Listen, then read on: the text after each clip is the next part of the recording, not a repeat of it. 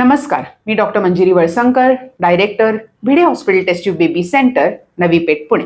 आज आपण माझ्या एका पेशंटचा प्रश्न घेऊया की दोन्ही बाजूच्या नलिका ओपन आहेत का बंद आहेत बघण्यासाठी जो आपण टेस्टिंग करतो तर ते टेस्टिंग नेमकं कधी केलं पाहिजे.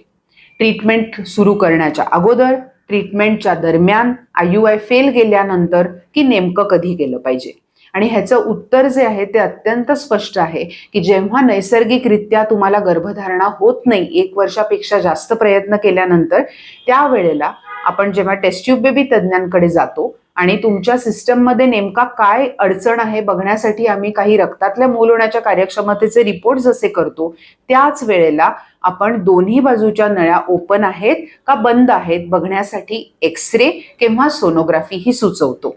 जर दोन्ही बाजूच्या गर्भनलिका पूर्णपणे उघड्या असतील, म्हणजे दोन्ही बाजूला व्यवस्थिशीर ओपन असतील ट्यूब्स, तर ट्रीटमेंट ही वेगळी असते.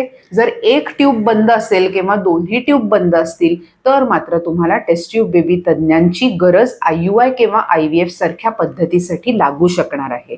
त्यामुळे ट्यूबल पेटन्सी टेस्टिंग म्हणजे ट्यूब ओपन आहेत का नाही बघण्यासाठीचा एक्सरे किंवा सोनोग्राफी हे प्राथमिक दृष्ट्या कुठलीही ट्रीटमेंट सुरू करण्याच्या अगोदरच केलं पाहिजे, हे महत्त्वाचं. धन्यवाद.